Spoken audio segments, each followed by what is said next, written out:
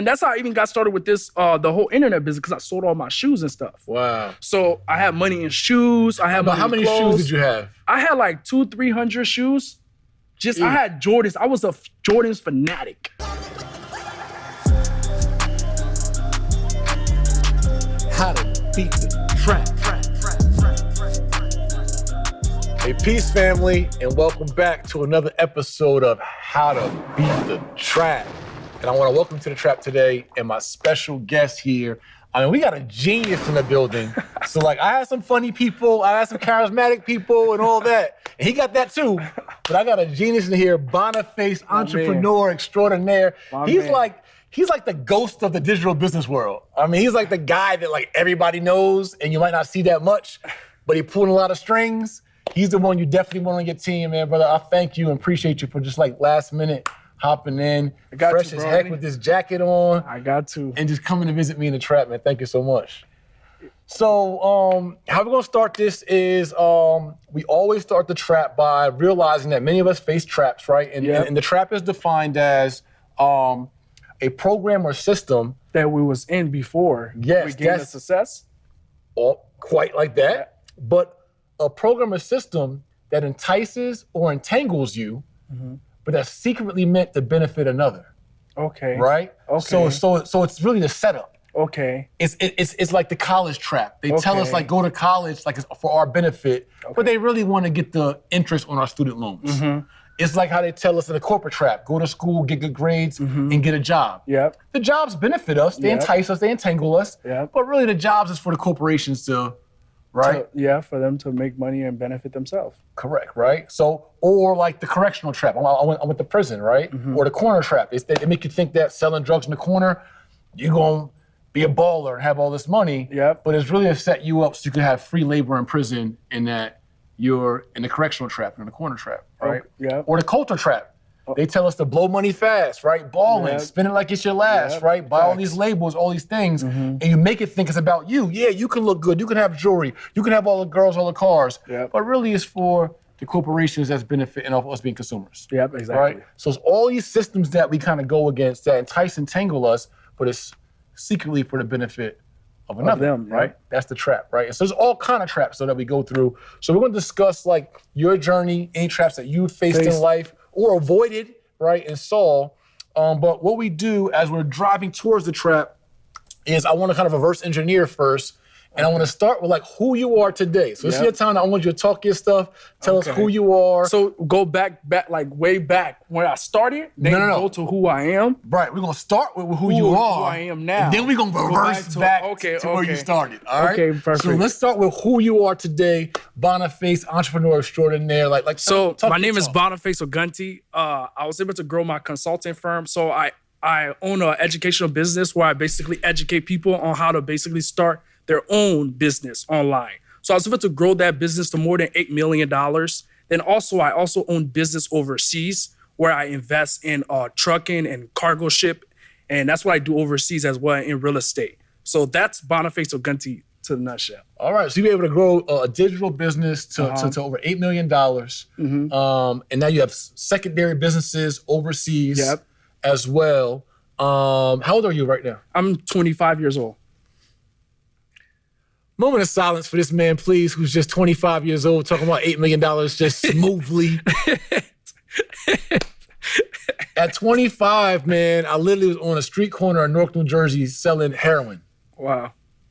Looking to leave that trap and get into real estate for the first time. So, I made a couple $100,000 in the streets, but man, 8 million. I think our time now is kind of different than how it used to be. So now it's more easier to be able to accumulate that wealth because education is so handed to you now. Correct. For the person who's willing to grab the education, they can be able to benefit off of that. So I think now it's all about who wants it and who don't. Right. Because it's information age, right? It's at our fingertips, right? So for me, the information was out there, but the information was, here's how you bag up. Here's how you cut up. Here's how you cook up. But now we have a whole digital age where you can just explode. So it's all about your environment too. A lot of people out there, speaking about the trap, right? They're stuck in an environment where they're not they don't know better. So they think like if this is all they know, this is all they have to do. So if you're stuck in that environment, that's all you're gonna do. Right. So, but a lot of people have to leave that environment, and a lot of them don't want to accept. A lot of people face like if they want to leave the environment they're in, they feel like them changing is bad.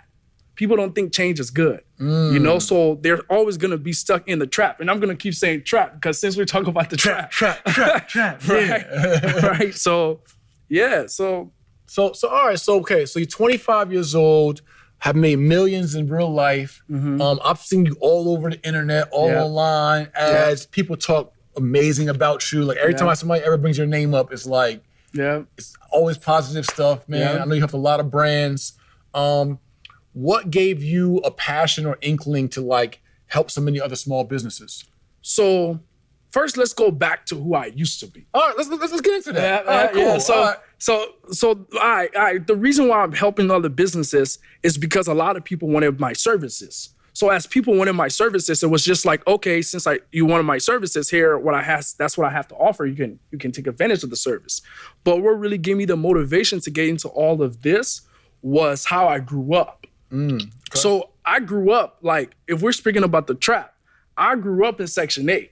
I grew up in Minnesota, right? In Brooklyn Park. Okay. Right? So I grew up in Section 8. I didn't have nothing. Like when I came to the United States when I was like 5 years old. Okay. I moved to the United States. Where'd you come from? I moved from Liberia. Okay. So there was a war in Liberia that was going on. So all the immigrants, we moved here from Liberia. I moved to New York first. And after New York, I went to Minnesota. Okay. Then I got raised in Minnesota.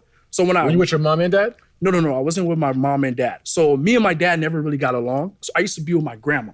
Okay. I was like the kid. I was more of the kid who like, I love my grandma. So my grandma. Me too. I love my grandma. Yeah, my grandma always like, she loved me out of everybody. So she would like do I was her favorite too. Yeah, she would do things for me that she wouldn't do for like the other kids because I was more open though. I was more like teachable. I was more willing to do things that I was open to listen. So when I moved here from Africa, I was all living with my grandma. It was like 16, 17 of us in one townhouse, right? Because back up. 16, 17 of you? Yep. In one townhouse. Yep. This is in Minnesota or in Africa? This is in Minnesota. So you're in Minnesota with 16 or 17 of you in one townhouse. One townhouse. Let's just stop right there. What is that like living in one townhouse with over a dozen people? It's crazy. You know, the thing about it is that's why I tell people it was hard. I was one of the youngest. So it was hard for me to find who I was because there was so many, there was so many, I had older cousins than everybody. So it was so hard for me to find myself. I always would look up to my big cousin because he was doing this. I always would look up at this other person because he was doing this. So it was hard for me to find Boniface. So being the youngest and having so many people in the household. Were you the youngest of all of them? I was like the third youngest. Gotcha. Okay. So it was so many people in the household, and I always was looking up to my big cousins and it was doing different things, right? So being in that situation, it's hard to really identify who you are because there's so many people around you. Right. Yeah. Gotcha. So, all right. So grandma's head of the household? Grandma's head of the household. She filed for all of us to come to the United States. You're on Section 8. Yep. With like 17 people in the house. 17 people in the house. So they told us they actually kicked us out of the house because we didn't own the house. So they said it was too many people that was living in the house. So my grandma ended up getting another townhouse, like literally like a mile away. So in Brooklyn Park. How many bedrooms? It was 3-4 bedrooms. 3-4 bedrooms, and we're all sleep in the freaking living room. But you know, I was young, so we all used to play video games. Right. It was fun. It was like we was having fun. It was wrestling, we playing snowball fights, Minnesota. So it was more like, I didn't look at it like, oh, so many people. So even when I'm not with like the people I'm with, like my cousins and all of them, I feel kind of down. Because there was so many of them there. It was like, oh, where's my cousin? Where's this? You know? The energy you always had. So we never was bored because there was so many people around us. So my grandma moved there. Then after she got sick. So what ended up happening, she went to California. But before she went to California, my grandma started teaching me practical skills that developed me as an entrepreneur.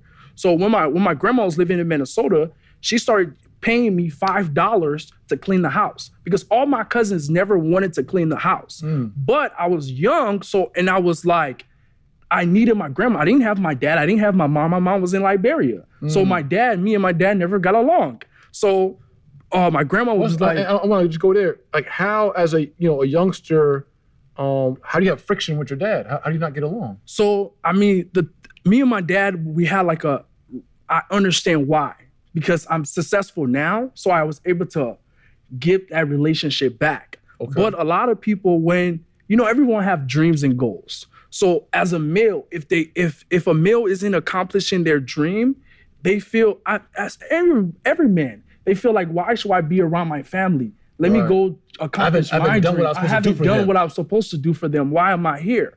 So I had to realize that's what, me being older is what made me accept that, is what made me bring that relationship back. Because I'm like, okay, I'm understanding of why a male would disconnect himself from his family.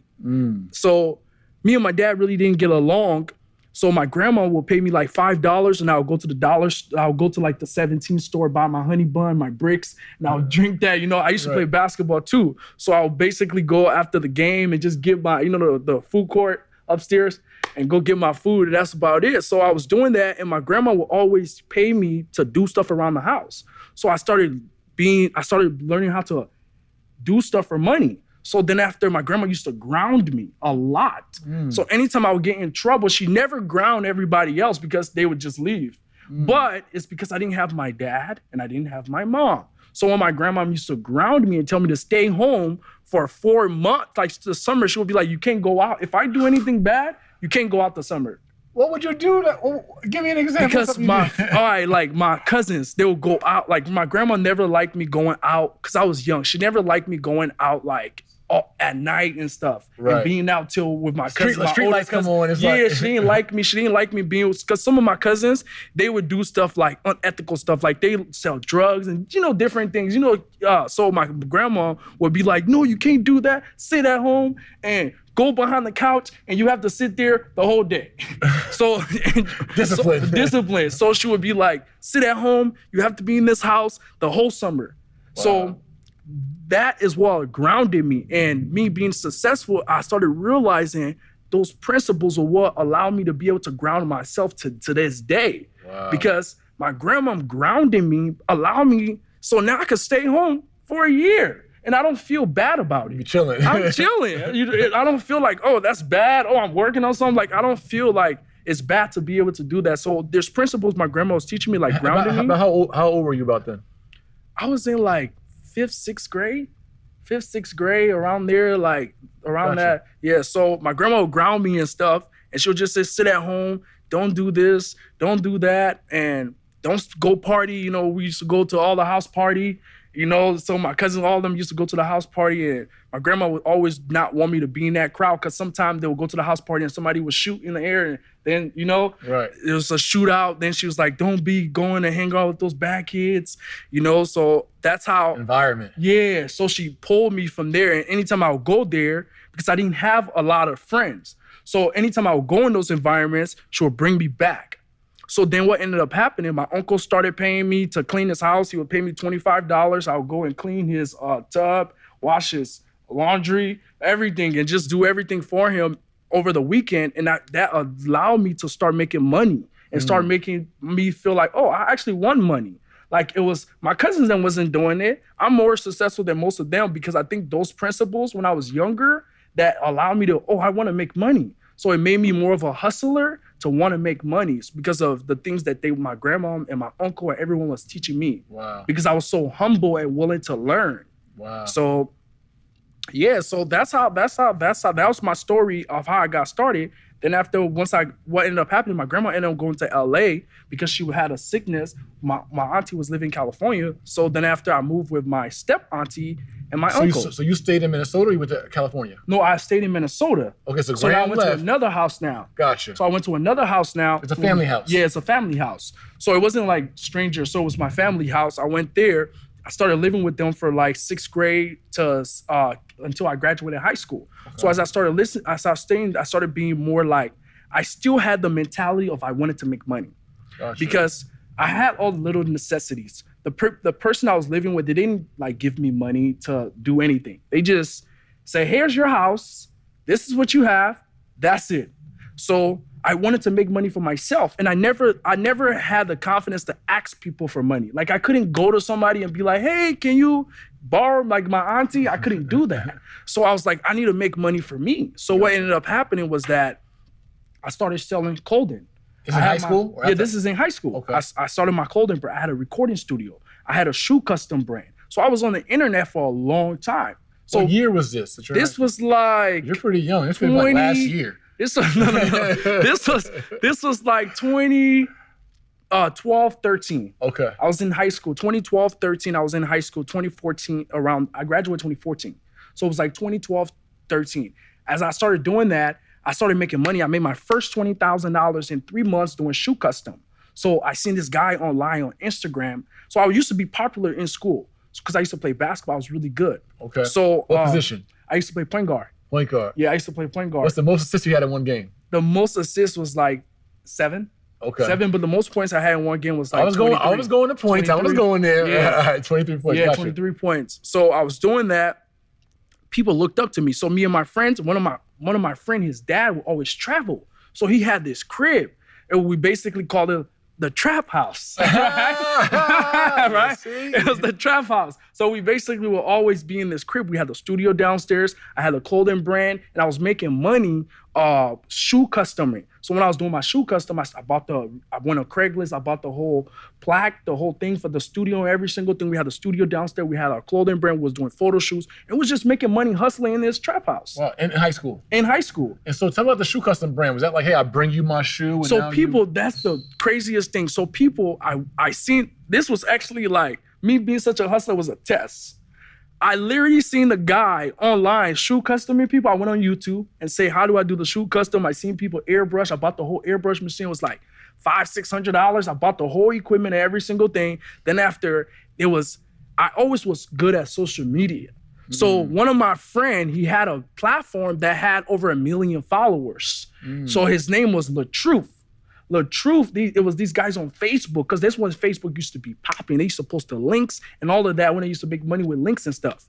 So one of my friends, I paid him like $200 to promote me on his page. So he posts one of my shoe custom. Boom, I got like 3,000 text messages because I would be like, text this number to get the shoe custom. I got like 3,000 text messages in less than 20 minutes. Damn. So everybody started So I told people it was $120 to put their money in their shoebox and send it to my house and send it to the warehouse. So people started sending it to me. People started sending it to me and sending it to me. So they were sending their money with the shoes? With the shoes. Because, I didn't know about payment processor or anything like that back then. Yo. They would put their money in the shoes. Old school trap transactions. They would put the money in the shoes and send it to my house. So when they put the money in the shoes, I got all the shoes. I started airbrushing shoes. I only did like 2-3 airbrush. So people started sending me different styles they wanted. I never had a website. It was like, they just say, hey, this is what I wanted. And people would just send it to me. Because LaTruth had a big platform and people trust his platform. So it was like, oh, let me just send it to him. So I made that's the first time I made $20,000 in 3 months over the summer. So as I was doing that, it became hectic to me. I was young, so I wasn't a business person who knew about management, oh, let me expend this. That was not on my mind. On my mind was this is a lot of work. I'm done with this. Right. I was like, oh, I can't do this anymore. I tried to put my friend on to help me, but they wasn't disciplined. I didn't know the right way to pay people or anything like that. Right. So I just scratched the whole business because now it was coming a time when I was going to college. Okay. So I got a scholarship. I'm gonna stop right there. All right, cool. So you made $20,000 in high school. Yep. I'm sure how many shoe orders was that to make $20,000? It was a lot of shoe orders. It was probably 500. It was a lot. Did you complete all the orders? Did I complete? I completed all of it. It was me and my friends. So that's why it became hectic. It was me and my friends. I'll show you the whole box and everything. It was everywhere. So me and my friends would just used to just sit there, airbrush the shoes and just do it. Then I was hectic about it. It was I couldn't do this anymore because it was too much work. So coming from a household of 17, making $5 for cleaning houses, but now you're in high school with $20,000. Yep. What was that feeling like? Even though it was hectic, I was I was excited, right? Because it was like, I used to wear Jordans. I used to have all the Jordans because I never had it when I was growing up. So I would just buy Jordans. I would just do things, have fun. Because I didn't know, that's how I bought the whole recording studio. I bought the shoot. I had the whole clothing brand and everything. So anything I had in my mind, because back then, my goal was to become a millionaire. No, one thing first, I always knew I was going to become a millionaire. That's one thing. Right. I had a goal that before I turned 21 years old, I was going to make $1 million. Wow. I had that goal. Like, I was firm on that goal, and it happened. So when I was doing all the shoot, my mind was like, the only way to become a millionaire is to do 7 different businesses. So I started thinking about all these different businesses to do. So I had the recording studio. I had the clothing brand. I had models. I used to have these models. I used to have all these girls because I was popular. So all these girls would come, they would model, and I would manage them, me and my friends. Then after, bam. So we was trying to do anything to make money to hit this goal. Right. Yeah. You was doing everything. Everything. Did you ever get sidetracked or dragged into like the streets or anything that was like? No, one thing about me, I'm gonna be honest. I never wanted to do anything like that. I always was like, my friends would come to me. I had a friend who used to sell like Coke and all that stuff in school. He would come to me and be like, hey, Bonnie, can you invest? Can you do this with me? I would be like, I would invest in it, but I won't touch it. Right. And one of my friends, I did invest in that stuff when I was younger, but he didn't follow through. Gotcha. He basically took my money. Then after, he basically like burned the bridge. So I was like, it's a wrap. I'm just stick to what I'm doing. Right. So I just let him go. Then after, I was just kept on doing. Bonnie almost got in the trap, y'all. Bonnie almost got in the trap. So I was like, I'm gonna let this guy go. It's cool. Let me just keep doing what I'm doing. All right. I just kept on doing what I'm doing. And then, So you mentioned scholarship. Was this athletic, educational? Basketball. So I got a basketball to Santa Barbara. So I had a scholarship to Santa Barbara to go play at Santa Barbara in California. But my dad's African. My dad's like, you're not about to go to no Santa Barbara. So this dude don't travel nowhere. So it's like, hell nah. You better go to a community college down the street. Right. So he did not sign the paperwork for me. And me and him, that's what broke me and him relationship. Because now I was hectic. All my friends went to college. Everybody went to college, and I was just in that house by myself. So now I was like, man, I don't really want to do this shoe custom stuff no more. I don't want to do it. I was just depressed. So because of that, so what ended up happening was that I went to the community college at North Hennepin. I went to North Hennepin Community College. When I was at North Hennepin Community College, I started thinking about how to make money, but I did not want to do the shoe custom stuff because it was too much work on me. So I was like, okay, what should I do to make money now? So I really started getting into like Les Brown and all these guys. And this is when I was like 17, 18, when I just graduated. So I started listening to Les Brown, and I read the first book. I'm not a good reader, right? I'm smart, but like, I'm not a good speller or anything like that. Right. So my first time ever reading a book in my life. So I read this book called The Slight Edge, and this guy was talking about saving and different things. So then after, I literally read the book, like this guy was talking about successful people starting sales. So I was like, damn, what is that? I never knew what entrepreneurship was. That was not like, it was like you just make money, go and try to make some money. I never knew the word entrepreneurship or anything like that. So what ended up happening was that I read the book, and the guy was talking about successful people starting still was John C. Maxwell, and Les Brown was talking about it. So then after what ended up happening, I went on Craigslist because now I needed a job because the person who I was living with, she said it's either I get a job or she was gonna kick me out. So I didn't want to get kicked out the house. So I had to get a job. So I got this job doing door-to-door sales. But it was like Anderson Windows and Company. So I would go to Anderson. When I went there, I did not like it. It was like, in Minnesota, it's winter. Right. So it's like, you're going to be going door-to-door in the winter? So I was like, oh, nah, I'm not doing this. So what ended up happening, I went to this temp service because one of my friends, he just got out of jail. This guy knew all the jobs. I didn't know about jobs. He knew the temp service. He knew every single thing. So he was like, hey, Boniface, come with me to this temp service and we'll put us all to this different job. So I went to this temp service. This guy sent me to a warehouse. So I went to this warehouse job, and I was at this warehouse job. Then after I was lifting up the machines and stuff, I was like, I'm not trying to do this. This lady, literally, I was working for like 7 to 7. And she told me to do overtime. I'm like, you crazy, you crazy thinking I'm about to do overtime doing this. So I was like, I'm done with that. So then another thing came, one of my other friend came that wanted me to invest into his drugs again, into the things he was doing. I paid this guy $1,500. You still had money left over from your $20,000? I had money left over, but it wasn't like a lot because I had money in shoes. Gotcha. I had money in shoes, and that's how I even got started with this, the whole internet business, because I sold all my shoes and stuff. Wow. So I had money in shoes. I had money in clothes. How many shoes did you have? I had like 200-300 shoes. I had Jordans. I was a Jordans fanatic. 200-300? I just had Jordans everywhere. That's all we did. That's all. As basketball, we just had Jordans. We'd just be chilling at home. That's it. Looking fly. That's all we was doing. So that's a trap. Yeah. That's the culture trap. Yeah, exactly. Right? So one of my friends, when I was working at the temp service job, the guy was like, hey, you should invest in my drug stuff. Then I was like, okay, bam, I'll give him $1,500. So I gave him $1,500. And then after he flaked on me, another one. So I was like, all right, cool, I'm done with this. So then after I left the temp job. Then after I was like, man, you know what? I'm about to get into the sales stuff. Because I kept on listening to Les Brown. Anytime I listened to Les Brown, I used to be fired up. Like he was like my dad speaking to me, right? So what ended up happening, I literally went to Craigslist again, sales job. Now I found a sales job in Costco. So I went to the sales job in Costco. This guy, I'm a hustler, right? This guy was like, if you stand right here and get everybody to sign up for DirecTV, I'm gonna pay you $120. I said, you telling me if I stand right here and I sign somebody up for DirecTV, you're gonna pay me $120? That day I closed 3 people the first day.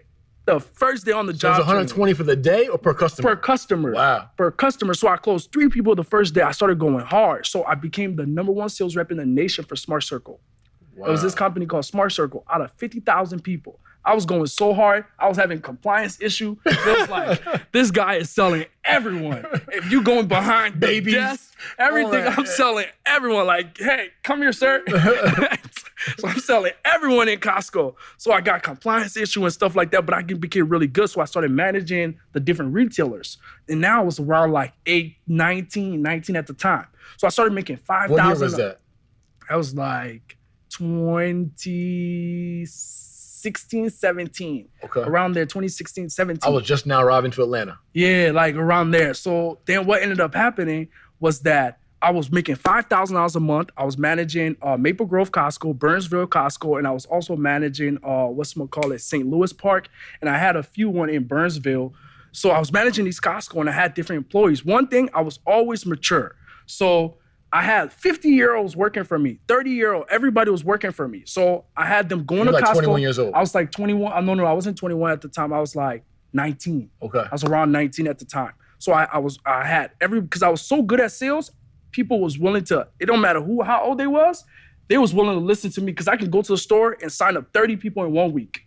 So they was like, oh, I'm about to listen to Bonnie. Put me in the game, coach. Yeah, put me. So I started teaching them basically how I was selling. I showing them how I get people to make this impulsive decision and stuff like that. So,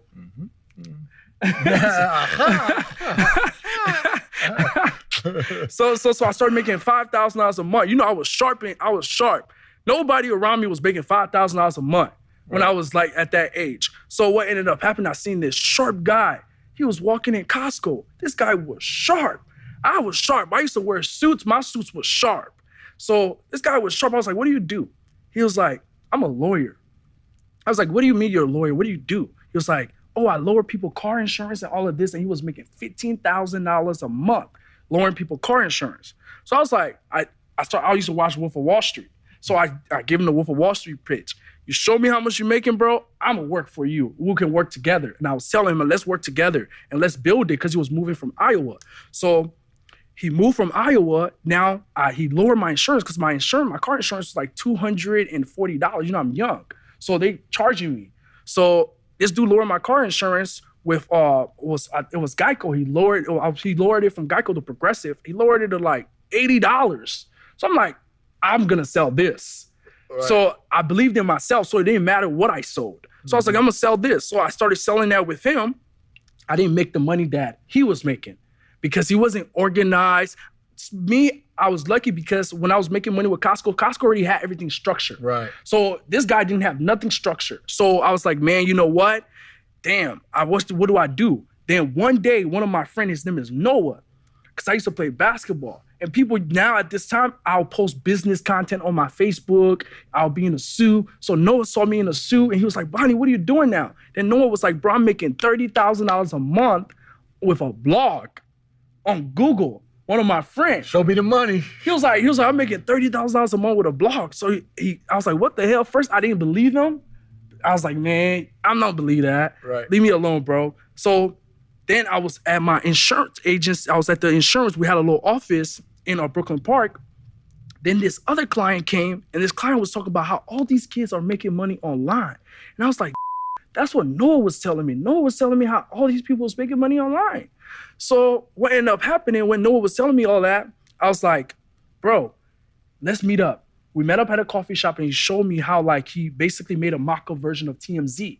So he made up a mock-up version of TMZ and his TMZ site was ranked because he knew search engine optimization. He was a straight nerd, right? So he knew search engine optimization. I didn't know what the hell. I was like, I don't know what the hell Noah talking about. But shit, I mean, so he showed me how he was like, basically ranking these different articles, and Google would basically send traffic to a TMZ, but it would come to his TMZ because put in no difference. So people would come to his blog, and I was like, damn. So his blog got crashed down. Then after, I was like, damn, I need to find something to do, right? So I went home and did the smartest thing I ever did in my life. I said, how do you make money online? Everything changed in my life. Wow. That month right there changed my whole life. I went online and said, how do you make money online? I started seeing I started bench watching videos. One thing about me, I was a researcher. So if I wanted to learn something, I'm gonna dissect it until I learn it to the T. So I started researching, boom, boom, boom, boom, boom, boom, boom, boom. I started going on my computer, how do you make money online doing this, that. I started researching everything. Then after the first month, I started at Amazon. I started affiliate marketing. I started this, but then I got stuck on Shopify. Shopify was banging at the time because it was in a lot of competition. It was like in 2017, that year. So what ended up happening, I made the first month I was doing Shopify, I made $20,000, $30,000 just selling drop shipping products from AliExpress. I literally just follow a guy on YouTube and I literally just went in and just did it. And one thing about me, I would anytime somebody says something, I would research what they said and see what other person said about that. So I really started researching and started learning. That's a trap bar right there. Researching and then research the research. Exactly. So I started researching, and I really got good at the e-commerce stuff. Then one day I met this barber, because this barber, I went to my Shopify was dinging. Ding, ding, ding, ding, ding. This barber was like, what is that? Because he was trying to get into Shopify, but this guy had paid for a course. I never paid for a course on it. This barber had paid for a course and stuff like that. Then he was like, bro, I bought this course. I've been trying to get into this thing that you're doing here. He was an old head. He was like, I'm trying to get into this thing that you're doing here, blah, blah, blah, blah, blah. I was like, I do this already. Right. So he was like, but I was stuck because I didn't know, I always used to see people making $100,000 a month and stuff, but I didn't know how they was doing it, right? So the barber had this course, but then he was like, you know what, Bonnie? I'm not gonna give this to you until you listen to this audio. He was like, I want you to change your mindset. So he gave me this audio. It was this Kevin Tredome, Your Wish Is Your Command. It was the first informational audio I've ever listened to that empowered me. I was listening to this audio, right? So back then, I used to smoke weed, right? I don't smoke weed no more. I don't do that. So, but back then, so I was high. I was driving from this barber, then I was high, right? Then we in the trap. Let's talk about it. We in the trap. Let's talk about it. The barber gave me the audio. So I started listening to this audio, just driving my 2002 Ford, driving my Ford, going home. I used to live in Woodbury, so I just drive 40 minutes. I'm listening to this audio, and I'm like, damn, what is this guy talking about? He's talking about, he's just giving out so much information, because normally I just listen to motivation stuff. I never listen to straight information, wisdom. I started listening to all this information, who do you listen to? Like he was talking about the 5 secrets that he talks about is who you listen to. You have to listen to somebody who have what you want and that's been where you are. And he was talking about his principles. You got to be teachable. You have to have a high willingness to learn and a high willingness to accept change. And there's different phases you're going to go through when you're learning different informations. Understand that you're going to go through these different phases. And if you want to learn anything, just master the basics of it because it's all in the fundamentals. He was giving out gems, how information came about, talking about Andrew Carnegie and all these successful people. And I'm like, and what's the name of this audio author again? Your Wish is Your Command, Kevin Tredome. Kevin Tredome, Your Wish is Your Command. So he was talking about how the first manuscript that came out was The Law of Success in 16 Lessons, which is the actual watered down version. Is called the watered down version is Think and Grow Rich. So he was talking about all of this. So I started really reading now. When I listened to that audio, the first time I went to Mike, I was like, Mike, I finished the audio. He was like, what's the 5 basics? I was like, what do you mean? I didn't know the 5 basics, right? So he was like, I'm not giving you the course, Bonnie. Go back and listen to the audio. So I went and listened to this audio again. I mean, the second time it was like, damn, it was a different audio. Right. The third time it was a different audio. It's like I missed everything he was saying. Right. I listened to it so much. I went back to Mike Barbershop. I tried to tell him the 5 basics. Right. He was like, I knew it more than he knew it. Right. So I knew it more than he knew it. Then he was like, damn, you know this stuff more than I know it. So then after he gave me the course, and after I started watching this course, bam, I scaled my business from like 20-30 to doing over 100 grand a month now because it was just missing things that I didn't have. Right. Like basically how to team. I didn't know like how to bring a team together, customer service and all these different things, like how to skill I didn't know all these different things to skill the business. So the guy was talking about it in this course and all of that. So Mike put me on to the course, bam, it was over with. It was like everything just opened for me. That year I did 1.9 million. Wow. First year I did 1.9 million. Then after on just e-commerce alone. So as soon as I was doing that, I started traveling now. So I moved out because I used to live in my girlfriend's mom's basement. Gotcha. So I moved out of my girlfriend's mom's basement. Me and my girlfriend got our first crib. We got our first crib that was living in. What year? And what year was this? This was like 2018 now. You were how old? I was about 21. So you want to be a millionaire by At 21 and I accomplished it. Wow. So it was crazy, right? But I swear to God, it was amazing. Yeah, it was amazing. Yeah, I heard you say that. It was amazing. Yeah, so it was amazing that I was able to accomplish that, and I was firm on accomplishing that when I was young. It was a goal, and I was sticking to that. So, and I did it magically. It was like, damn.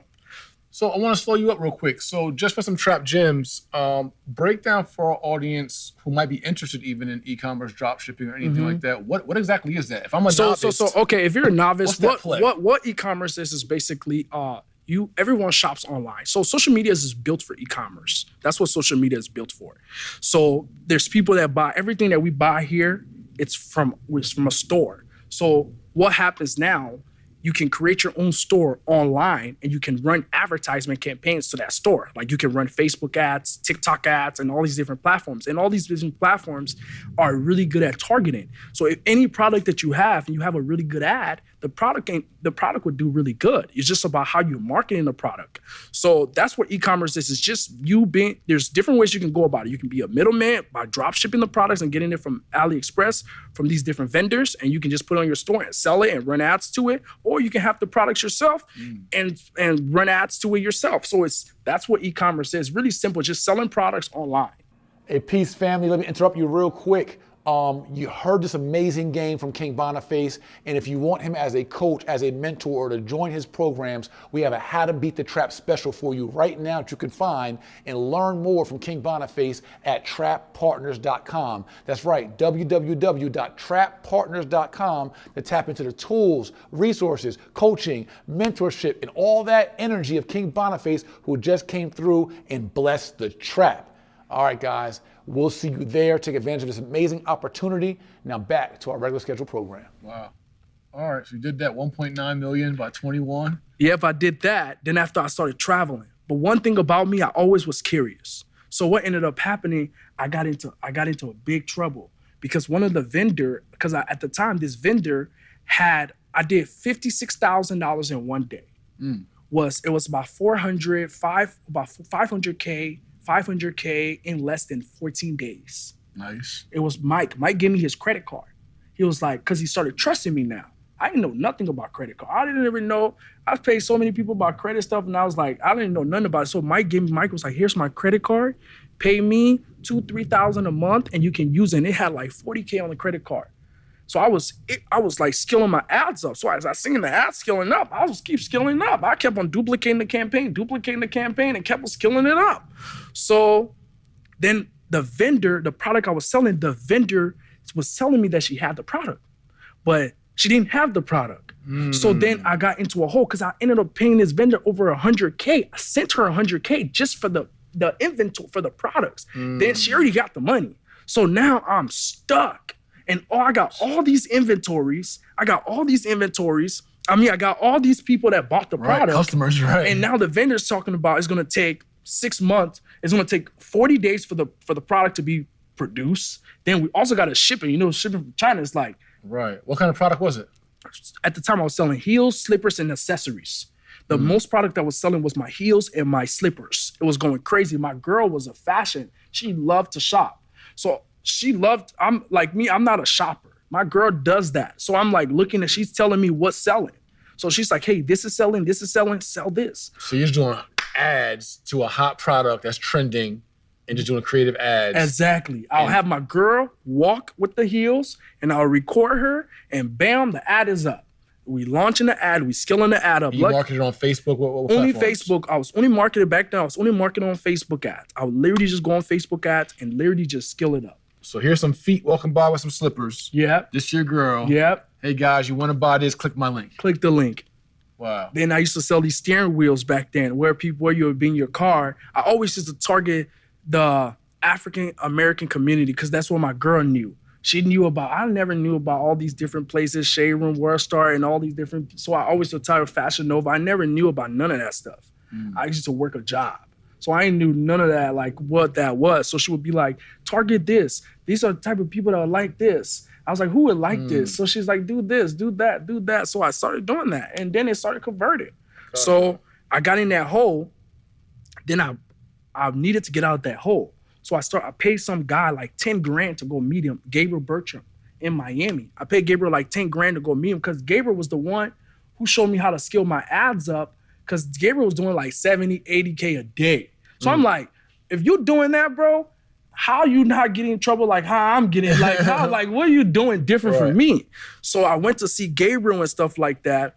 But then Gabriel was like, his vendor messed him up too at a certain point. So now, but one thing I used to mess with These are all overseas vendors. These like are all China, overseas Asia. vendors in China. So I started linking up with Ty Lopez because Ty Lopez started seeing, because I always was running my ads and Ty Lopez to see my ads. So Ty invited me to his crib because he's seen how because we used to post our results on social media and stuff. So Ty invited me to his crib to join his 300 mastermind group. So I was chilling with Ty for like 2 weeks. Me and Ty just working on different things. And I was showing him all the different things I was doing and stuff like that.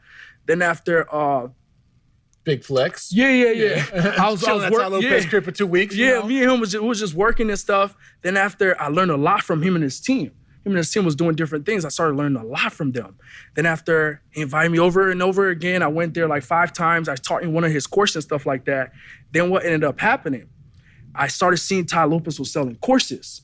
So I was like, man, I need to get into this stuff because Ty Lopez then was killing it. It was doing like Ty Lopez was doing 200 grand, 300 grand a day.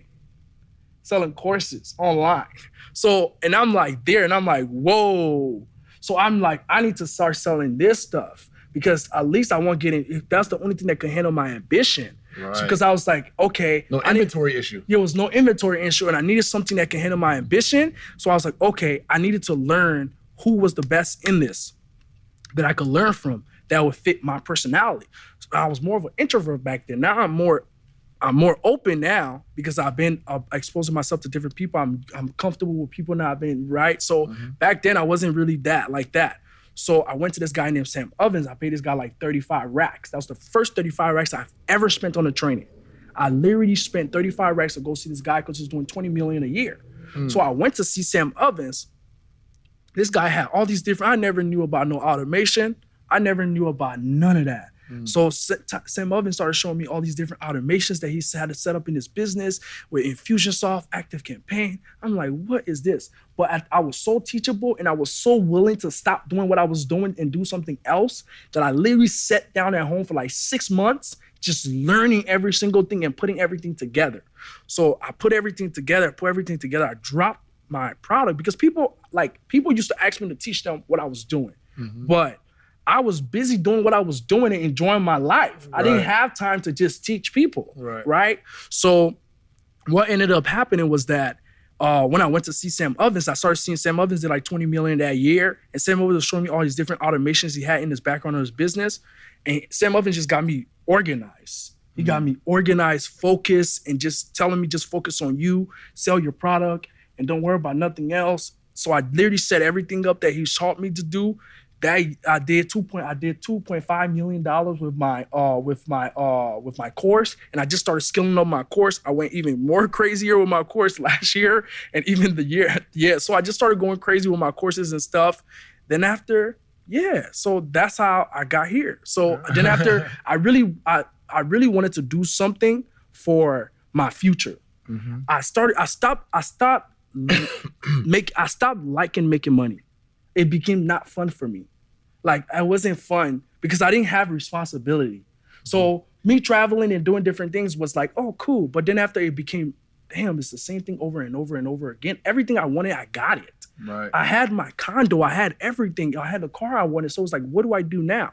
So I started getting a deeper purpose and I started thinking about how can I invest in Africa? So that's when that's why I reconnected with my dad. So I got my dad. I was like, okay, this guy know about Africa. I haven't been there since I was 5 years old. Right. So I basically reconnected with him. I started watching a lot of interviews. So I stopped studying millionaires. I started studying billionaires. So I started studying all these different billionaires and different things they was doing in the world. I started studying Aliko Dangote. I started studying every single person. So I started seeing how Aliko Dangote started doing trading and how he basically used to just buy stuff and sell it in Nigeria and different things like real estate and every single thing. So I started seeing my boy Freedom. He's going crazy. So I started seeing all these guys and I was like, okay, maybe this is my real destiny. Maybe this is why I was supposed to get here. Yeah. Because it's like I'm studying all these guys now and they're telling me how like you need to have a cash flow business that will fund your passion business. So I was like, maybe this is my passion. So I stopped, I literally just went 7 months, I literally put together so many business plans. I dissected Aliko Dangote when I watched over all his interviews that was ever on YouTube and literally just put a plan to everything that he ever done. And I made a leap. I invested $2 million. I bought a whole bunch of trucks and I got my dad. I said, hey, we're going to Liberia. What year is this? This is last year. Wow. In the pandemic. Yeah, in the pandemic. Oh, the pandemic was a blessing to me. I made a lot of money in the pandemic. So in the pandemic. What was your biggest revenue year? My biggest revenue year was $5 million. That was my biggest revenue year. So what ended up happening, right? Was 25 years old. By 25 years old. So awesome. What ended up happening, I took my dad, I was like, we're going to Liberia and this is what I'm gonna do. My dad had a history in trucking. So my dad had a history in trucking. So I was like, okay, since you have a history in trucking, let's get into that.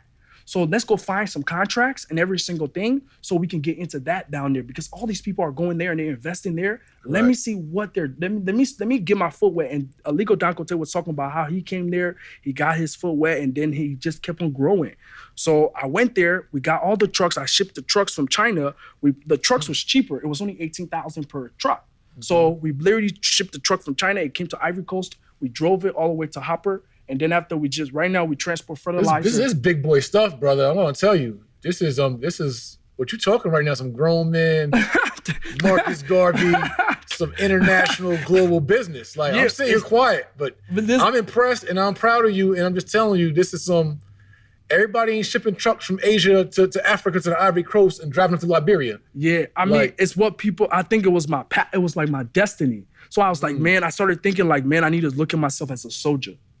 So I need to look at myself as a soldier that I'm just doing this for my legacy. So I really started, I bought all these trucks. I was like, How many trucks? I bought we have about 44 trucks. We have 44 trucks in Grand Croix. We just transport in Africa. And we just transport fertilizer and rubber comes from the tree. So rubber, they have a rubber, Firestone's in Liberia. So it comes from a rubber plantation. So basically we transport all these for these big Arsenal Midtown, all these Golden Varel, all these big companies. So they come there and extract from them. So I'm like, one thing I wanted to think about, how can I have because my goal was to accumulate I have a whole plan to make $1 billion so I can build a factory. I want in. I want in. You know what I'm saying? I was like, I want to build this factory so I can be able to create more jobs. Because Aliko Dangote was talking about how you need to create more jobs. Forget about, you need to create more jobs. That's how we're going to be able to solve this problem. So I was like, what's okay. the problem? The problem in Africa, people are unemployed. The unemployment rate is high. So because there's no jobs. So he's building Aliko Dangote. So you need industry.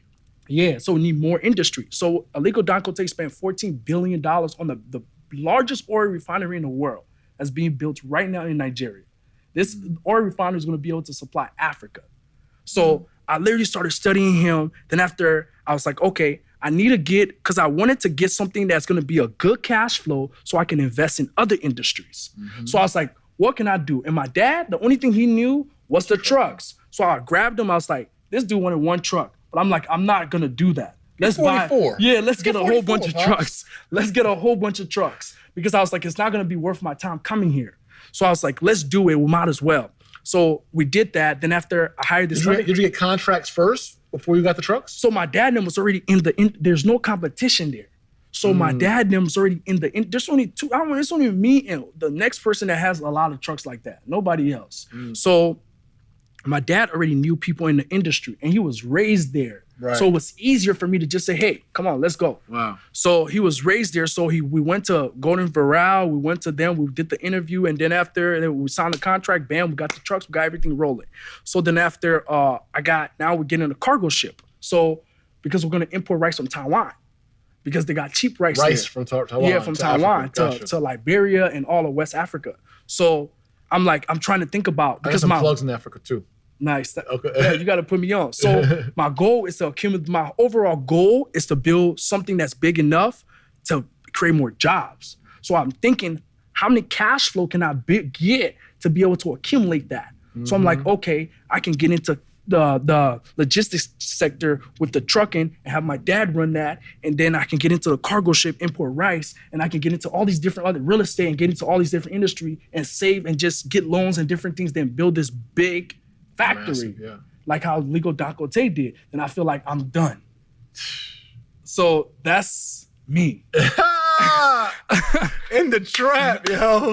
That's me. Big trap clap. That's my whole life. At 25. At 25. That's amazing, man. I don't even want to dap you. I gotta shake your hand like a grown man right now. That's awesome. That's my whole life at 25. So I wanna give you a quick trap analysis, right? Boniface, as you guys have just heard, was able to beat and circumvent, by God's grace, the corner trap. Twice he tried to fund drug operations. Yep. By 25, and they got flaked on, which is great, by God's grace. Yep. Boniface beat the corporate trap. Was working for Costco. Yep. Working for an insurance company. Was making good money working for Costco for a 20-something-year-old, right, as a salesperson, but was able to use his ambition and fortitude to be able to beat the corporate trap. Yep. Boniface had over 300 pair of Jordans.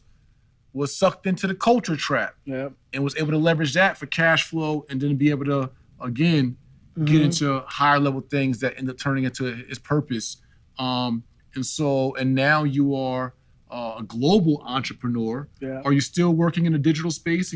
So I'm going hard because that's one of my cash. That's your cash flow for the larger. So you always have a cash flow business that funds your passion. So I'm never ever gonna stop educating and stop giving knowledge to people who's willing to want to seek that knowledge. I'm always gonna be of servant to those people who want it. So I'm always creating new products for those people because that's a cash flow to be able to do that. That's what even got me there. Right. So I'm never gonna neglect that. That's my education business. So I'm like, okay, I gotta keep doing this so I can keep doing what I want to do.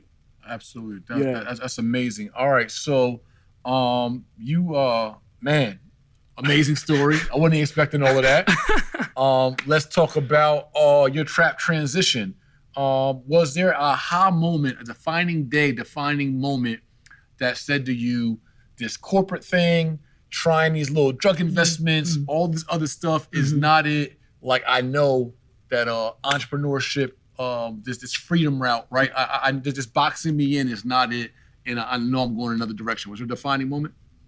I mean, like when I was doing the Costco, I felt like, because everybody at the job was like, you should be doing like, because one of the guy who was working at the job used to make a lot of money on the internet, and he like, I don't know, a lot of people, they make money on the internet, then they like go away. So this guy was working at the job. He was like, bro, you can do better than this. You should be doing more things in life. You're managing all these people. Like he will always tell me this stuff, like always tell me. So people all throughout my journey will always tell me like I was destined for more, right? Throughout my journey, it was more like I really had good discernment, and I never really wanted to do anything that would get me in trouble because of how I was raised. Mm-hmm. So any trap I faced, I kind of got out of it. Right. I kind of got out of it. If I seen like, oh, I didn't like this, I was willing to change. Gotcha. If I didn't like this, okay, cool, I'll do this. Self-realization. Yeah. I was always willing to change until I found something that I liked. The internet stuff was something that I liked because it was like I was at home. I could get my new crib. I wasn't struggling for money. It was like I can print money anytime I want. I could never go broke because I could just run an ad. Right. So that grabbed me and kept me. I think I'm still stuck in that trap. In a digital trap right now. Still stuck in that digital trap, right? So that's amazing. That's amazing. So what was this? So it was overall that process, but was there like a day or a thought or just a something that was like, was it that guy? Was it something that was just like, you know what? Yeah, this is my route. With the internet stuff, everything that I did, I felt it was my route. I never really thought like, I always just did good at whatever I was doing. Whatever I was doing, I just went hard at it. Yeah. I just went hard like it was the only thing until I felt like enough was enough. And then I felt like, okay, let me try something else. Right. Anytime I got sick and tired of the situation I was in, it made me move on. The only reason why I started doing the Africa stuff, I got sick and tired of making money on the internet. Right. So I was like, not man, challenging enough. Yeah, it was like, bro, it was like, you know what I mean? It was like, oh, this is the same thing over and over. It's like I could just print money, I could just get all this. So I was like, I need something bigger. So that's when I started thinking more. Yeah. So anytime I faced the trap, the only reason I got out of it because I just was sick and tired of it. Yeah. And I just moved on. That's very parallel kind of to my story, man. Like 2014, when you, I think, were going in, not even graduating high school. I think you were going into high school at that time. When I started at jay-morrison-academy, we did well, understanding the online space, et cetera. But it was like, it was serving a purpose, right? And I was educating others and all that. But I just felt like I wasn't squeezing all my gifts and all what I could offer the world and what God wanted me to do and freeing our people and all that. And that's when we got more serious about like more intricate things, right? Like Tulsa Real Estate Fund, right? And raising private capital and just kind of challenging ourselves, community developments and building, constantly pushing ourselves and not just staying like, oh, I can make a bunch of money. I'm an online entrepreneur. Facts. Like that's just too basic for me. Facts. For my life and calling. So I would definitely respect that from you. So we're gonna hop into a section called, the trap seat. And in the trap seat, right, it's kind of our hot seat.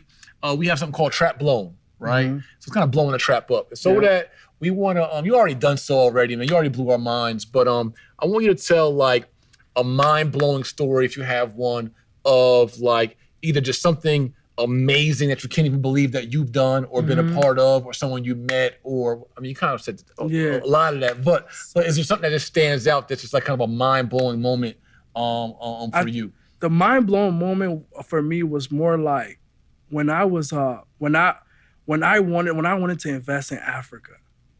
Like I always used to hear you, right? That's the real reason why I really liked you. I used to hear you always talking about legacy. So when I used to hear that I like that. I like people who like, I was like, oh, I like that, you know? So the mind-blowing moment for me was when I was like looking at myself as a soldier. I was like, I can't just do this just for me. You get what I'm saying? Like, what can I do for my people? Because I went to Africa. Like, my mom, she was living in a $20. My mom, I never seen my mom. The place she was living at, it was $20 a month. So my mom, me walking there, it was like, damn. It made me. Your mom lived in a place that was $20 a month. And that's when I went to see her in 2019. My real mom. So when I was there, I was in like Liberia. in Liberia.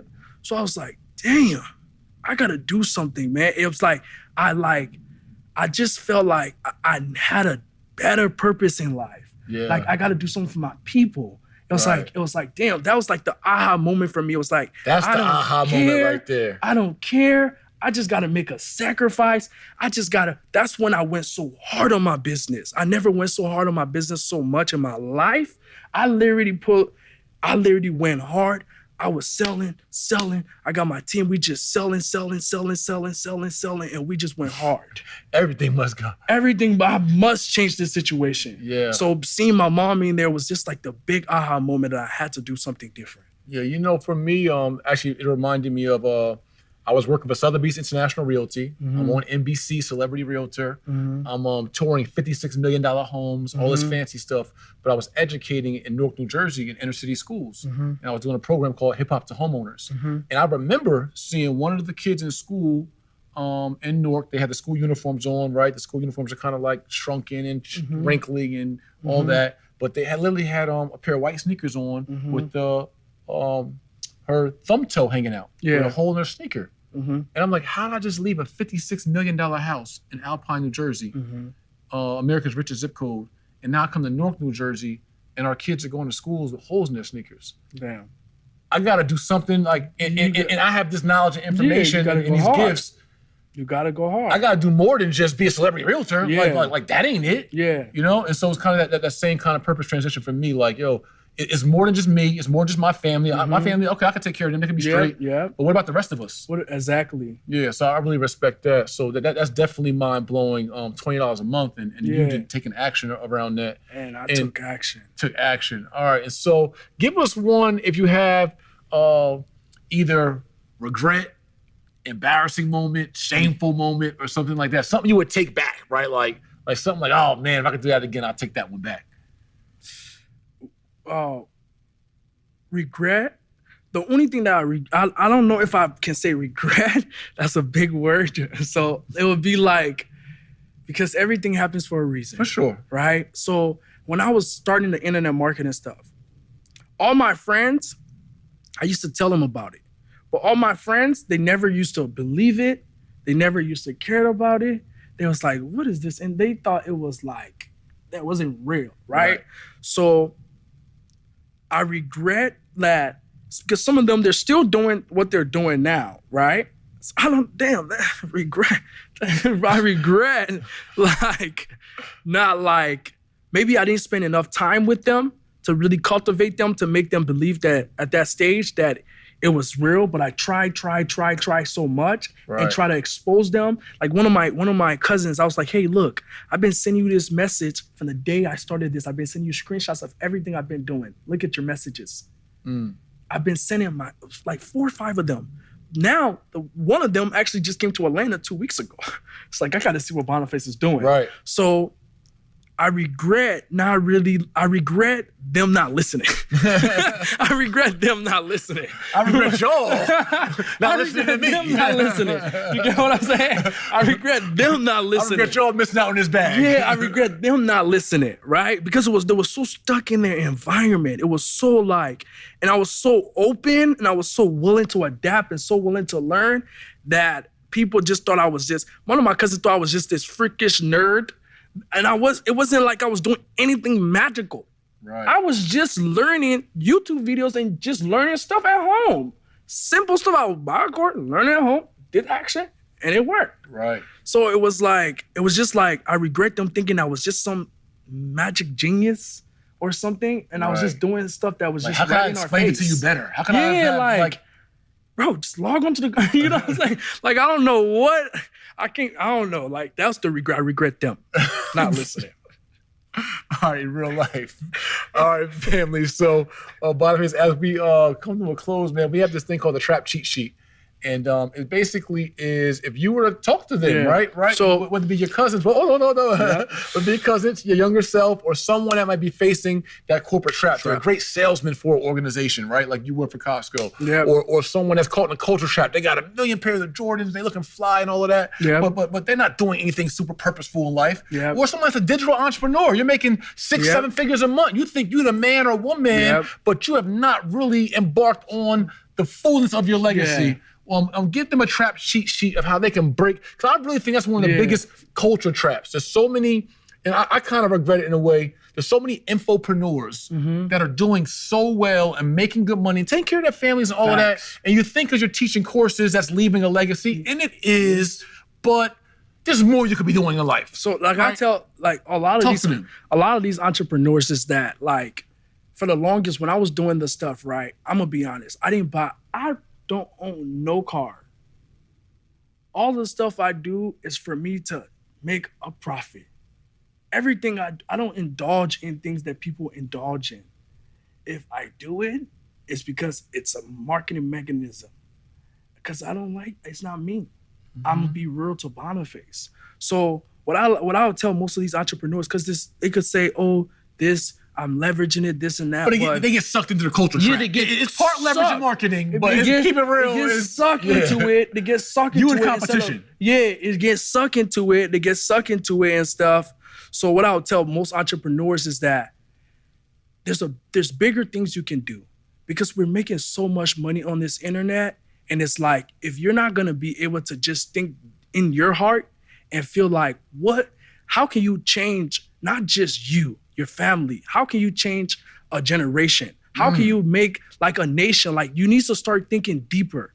Like instead of me saying, oh, let me buy all these cars. Hey, let me get my friends, we're gonna build a high rise. Let's build this high rise. Let's put this together. Let's get $40 million and build this high rise in Buckhead. So that's for the entrepreneurs who are out there making the money. You have to really make that sacrifice and group up with your friends. I know a lot of you guys, you're making a lot of money. So make that sacrifice and do something big. Go for it. But what's their step, right? In the actual cheat sheet, what would be their first step to finding purpose? You got to know thyself.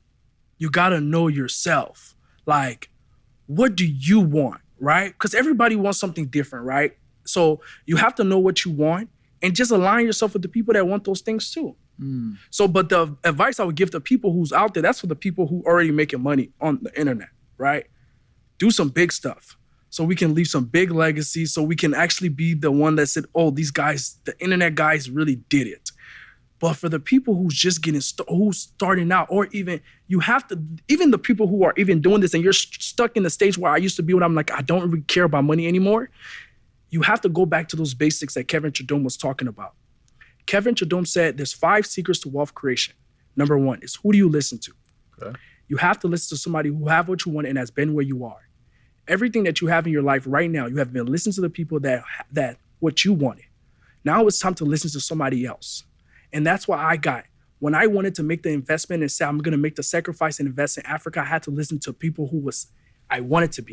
So I started listening to Don Cote instead of me listening to all the internet entrepreneurs. So you always have to listen to somebody, whatever stage you're in, you can be starting right now. Always listen to somebody who have what you want and has been where you are. Because if you have what you want and has been where you are, they can show you the roadmap to get to exactly where they're at. And that shortcuts your success to get the success that you want in your life. Because Trap bars. Now the second basic is your teachability index. Your teachability index is your willingness to learn times your willingness to accept change. If your willingness to learn is a 10, but your willingness to accept change is 0, 10 times 0 is 0, you're never going to change your situation. You're going to be in the same situation your whole life. You have to be willing to change. So you have to make that sacrifice. There's things that's going to happen. You, like me, I can buy any car. I can do that thing. But I don't want to get stuck in that environment. I always tell people, this is not my life. I don't want to participate in this life. This is not me. Where you used to be was the life you have now. Is this your life you're going to participate in, or are you going to participate in the next life? What life do you want to participate in? You want to participate in that life. If this is your life that you want to participate in, stick in that life, and it's fine because that's what you want. But you have to make that sacrifice to participate in the next life if you want that next life. So that's the second basic. Then the third basic is your willingness, is your training, is the third basic is your training balance skill, which is 90% of your thinking and 10% action. The only reason why I was able to do so much research and learn the different things that I learned in my life is because of me understanding that it's 90% thinking and 10% action. I don't work hard. I don't do nothing. I literally sit at home, research. If I don't want to do anything that's gonna require my time, that's gonna require me. If it's not fun for me, I don't want to do it. Everyone knows that. So don't get caught in that environment where you're thinking that it's just 90% action, action, action, action. It's your thinking. Your thinking does it all. Because once you think it through, you can process it through your action. Read the book, The Law of Success in 16 Lessons. Andrew Carnegie, Napoleon Hill was the guy they paid to go study all these people. Napoleon Hill called the book Think and Grow Rich, Think and Grow Rich. When Andrew Carnegie used to go to Scotland, he always used to say he made more money when he was on vacation, when he was thinking, than when he was at the office working. It's 90% of your thinking and 10% of your action. Don't work so hard. Don't fall in that trap that you just have to work, because you're not allowing yourself to think. You're not allowing yourself to think. So once you think it through, you can process it through your actions. So give yourself that time. Then it's the fourth basic with all of us. You can be the person who's killing it. You can be the person who's down. It don't matter where you are. But there's 4 basic principles to acquiring new information. Number 1, it's called unconscious incompetent. Unconscious incompetent means that you don't even know what information out there exists, which is fine because everything we do to this day, we did not know it existed. We didn't know. So then there's the second basic, is conscious incompetent, which means you know the information that exists, but you just don't know how to do it, which is fine because there's a lot of things out there that exist that we don't know how to do, but are you going to be able to go out there and acquire that information? Bet on yourself. Sacrifice. That's what sacrifice life. You know, when people talk about sacrifice, they think you're talking about the Illuminati. You think you're talking about all these different things, right? Sacrifice is the determining principle to your success in life. Are you willing to sacrifice and give things up to get what you want to go? So you have to be, so if you want to acquire new information, understand that you're going to have to give things up. Then it's the fourth basic, which is when you're learning new information, you're going to get to the conscious competent stage, which means that you know the information and you know exactly how to do it. But then it's the next phase, which is unconscious competent, which means you've been doing the information so long, you don't have to think about it. Jay Morrison told me he did 40 videos in one day. You've been doing these videos for so long, you don't even have to think about it. You can sit here and just bam, bam, bam. Actually, how many bottles of water you drink? Right? You could do this information so much, and that's what all of us who are master our craft. And with any person who's going through life, you're gonna be a master of your craft, but are you willing to go through those different phases to get to that unconscious state? So when you're learning something new, don't feel discouraged that you're not on the unconscious state or it's hard for you right away. It's the process. And with anything in sacrifice. Exactly. And with anything in life, you have to master the basics. You have to master the fundamentals because life is very simple. It's just the fundamentals. You master the fundamentals of everything, you're going to be successful. So those are the 5 basic secrets to wealth creation. Is that 4? It's 5? There's 5. Okay, what's the Who you one? listen to, your teachability index, your teacher, who you listen to, your teachability index, training balance scale, 4 phases of learning new information, and master the basics. Okay. So that was 5. So when they master that, you'll always be successful because those are the principles. Anywhere you are in life, you can just find somebody to listen to who has what you want. The reason why a lot of people don't have what they want is because they're listening to people who don't have what they want. They're listening to their friends, their family, their coworkers, and these people don't have nothing going on. How do you think you're going to acquire information from them? So when I learned information. Exactly, when Mike gave me that audio, everything changed for me because I said, whoa, I got to start listening to better people. So I was willing, it didn't matter the price. Listen to all that music, listen to all them blogs, listen to all that reality TV, and not what you want. Absolutely. Yeah. So I started learning from everyone who I wanted to be like. Awesome. All right, so we got, I told you I was extraordinary and a genius, and he just gave you real gems, real bars, real action steps, referrals, recommendations, and all that. King Boniface, where can they find you, follow you, and tap into your program? So you can follow me on YouTube at Boniface Ogunti, or you can follow me on Instagram at I am Boniface Ogunti as well. All right, so guys, you got that. We'll have it in our descriptions here. Your training programs I have a training program right now that's available. So I have a new program that I just launched. It's called the Digital Millionaires, where I basically show you, instead of, remember I said, I had situations that happened with drop shipping. So I had to think creatively of how can I still hit the goal, but do something different. So I started selling different products like ebooks and different things. So I teach my clients how they can be able to sell ebooks and courses and different things and package an offer that they can go out there and sell for from $20 to $30. You wanna do a workshop? Based on the level of expertise that you have, we're gonna show you how to package it so you can charge for your worth. All right, where do you find that at? So you can find that, or you can just DM me on Instagram, or you can click the link in my bio on Instagram, or you can just DM me. Just if you will see my links, just go to my social media platform. I always have my links there. You'll be able to find it. Matter of fact, we're gonna make it easy for you. I'm gonna talk to Boniface after this. We're gonna put a link in this video. Yeah. We're gonna put a link in this podcast. Yes. And we're gonna give you guys a special How to Beat the Trap promo. Boniface and I gonna work that out. Yeah, we'll give you guys some promo. So anybody that comes in from the trap, the promo code is gonna be TRAP, TRAP. That's gonna be, we're gonna already claim that. Yep. And we're gonna give you guys some kind of discount or bonus for anybody from How to Beat the Trap that goes to Boniface and grabs his courses. He and I, we're gonna work that out in the back end. We got you guys. We're gonna give some kind of discount or some bonuses, man, for you guys joining. But you wanna follow him as a mentor. Amazing guy. King, I appreciate you spending time with us, man. Of course. I learned so much, man. Inspired, empowered. Anytime. I'm inspired by you. Man, thank you so I'm inspired by you. Look at this. You got this big building. You doing things, bro. You changing the world, bro. Thank you so much. I'm inspired by that, and I love to see when people are actually like thinking about their legacy.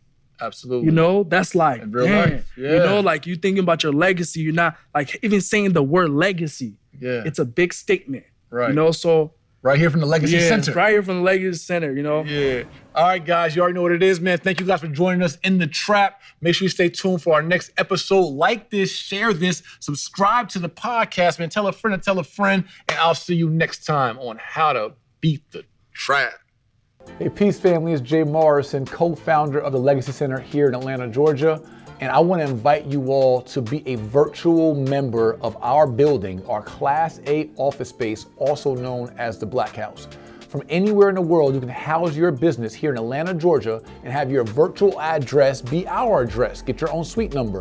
You also can get our virtual notary services, our virtual receptionist services, have a telephone line for your team, and get access to our meeting rooms, conference rooms, and get 1 day per month to actually visit our building and house your business here in real life. Family, this opportunity is just $40 per month or $300 for the year. Super discount for you to be able to have a Class A office space, house your business address 2 miles from Tyler Perry's studio, 5 minutes from the world's busiest airport, right here in amazing Atlanta, Georgia at legacycenter.com.